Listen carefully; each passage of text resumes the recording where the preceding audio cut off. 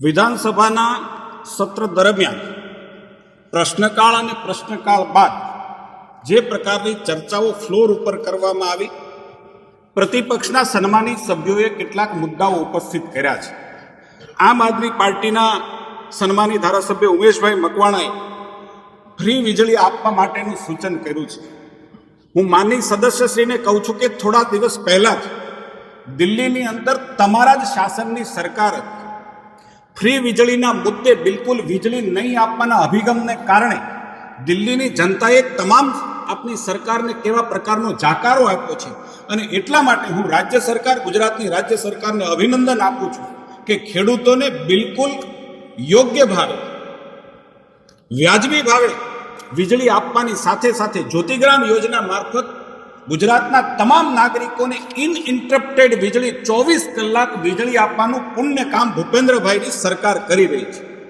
ખેડૂતોને 8 કલાક સતત વીજળી પુરવઠો મળી રહે અને એનાથી પણ આગળ જે પ્રકારે ખેડૂતોની સમસ્યાઓ હતી કે જંગલી પશુઓ અને ઝેરી જંતુઓના ત્રાસને કારણે ગુજરાતનો ખેડૂતે રાત્રે પોતાના ખેતરની અંદર પાણી વાળતો નહોતો. મારે ગર્વ સાથે કહેવું પડે, રાજ્યના ઉર્જા મંત્રી અને મુખ્યમંત્રીને અભિનંદન આપવા પડે કે આજે 96% ગામોની અંદર ખેડૂતોને દિવસે વીજળી આપવામાં આવે છે. મફત કરતા ક્વોલિટી વીજળીનો કન્સેપ્ટ એ ગુજરાતનો કન્સેપ્ટ એ જનતાએ સ્વીકાર્યો છે. અને એના જ કારણે હમણાંની ચૂંટણીની અંદર શહેરોની અંદર અને ગ્રામ્યની અંદર જે પ્રકારે ભારતીય જનતા પાર્ટીને જે પ્રકારે જનાદેશ મળ્યો છે, હું એમ માનું છું કે ભારતીય જનતા પાર્ટીની શ્રેષ્ઠ કામગીરીનું આ પરિણામ છે. સાથે સાથે કેટલાક આક્ષેપો કરવામાં આવ્યા છે. પાણી જેવી બાબતમાં જે પ્રકારે વિસ્તૃતિકરણની યોજનાની અંદર ક્વોલિટી માટે, સમાધાન માટેના કેટલાક કૌભાંડની ભાઈ ઉમેશભાઈએ વાત કરી છે. હું ભારતીય જનતા પાર્ટીના ધારાસભ્ય તરીકે, શાસક પક્ષના ધારાસભ્ય તરીકે આપ સૌના મારફત પ્રજાને કહેવા માંગુ છું કે પાણી જેવી બાબતમાં, પીવાના પાણી જેવી બાબતમાં માનનીય ભૂપેન્દ્રભાઈની સરકાર કોઈ પણ ક્વોલિટીમાં કોમ્પ્રોમાઇઝ કરવા માંગતી નથી.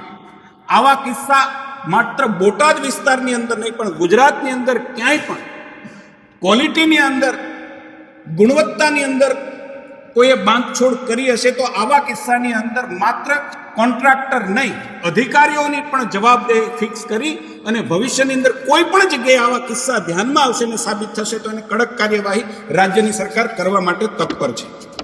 જે પ્રકારે ફિઝિયોથેરાપીની વાત માની ઉમેશભાઈએ કરી છે, હું માનું છું કે એની પ્રેસ નોટમાં જ ક્યાંક ભૂલ હોય એવું મને દેખાય છે. 5 ફિઝિયોથેરાપીની સરકારી કોલેજની અંદર કુલ 431 જગ્યાઓ છે. એમાં બંને 380 બીપીટીની અને 51 જગ્યા એમપીટીની છે.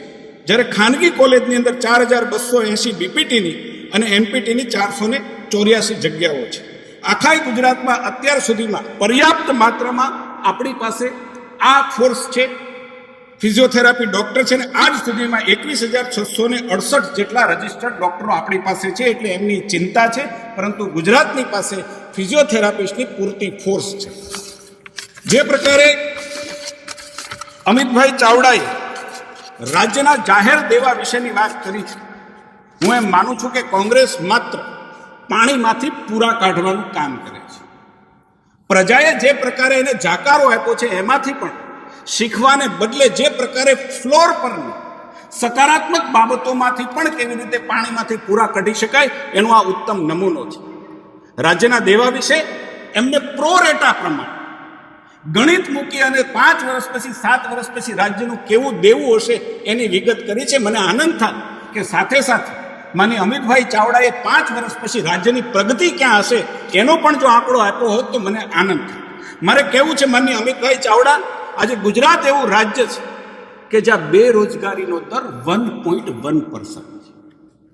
બેરોજગારી આખા દેશની અંદર સૌથી ઓછી બેરોજગારી એ ગુજરાતની અંદર છે. સાથે સાથે મારે કહેવું છે કે જે પ્રકારે જાહેર દેવું ગુજરાતનું 3,77,962 કરોડ રૂપિયા છે, હું એમ માનું છું કે ગુજરાતના જીએસડીપીનો જે આપણી પાસે માપદંડ છે કે જીએસડીપીના 27.1% કરતાં ઓછું હોવું જોઈએ. મને કહેતા આનંદ થાય છે કે જે પ્રકારે 65%, 66% ખર્ચ ડેવલપમેન્ટ કરતી સરકાર